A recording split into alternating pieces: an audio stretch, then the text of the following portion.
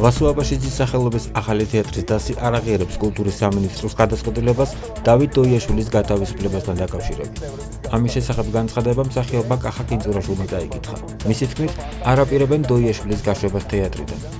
გაათავისუფლა დავით დოიაშვილი, რადგან მან გაბედა და ხმა აიმაღლა იმ უსამართლობის წინააღმდეგ, რის წინაშეც საქართველოს ნებისმიერი მოქალაქე ვდგავართ.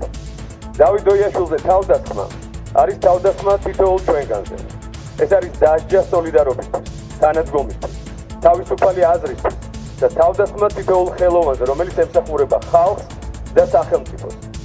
ჩვენ ვასილ აბაშიძის სახელობის ახალი თეატრის დასი, რომლის წევრიც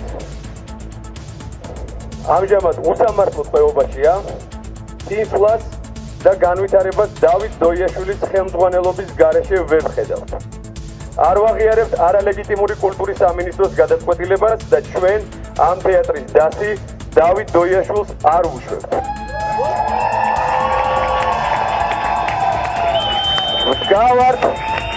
ვდგავართ მასთან ერთად და ვიდგებით გამარჯვებამდე.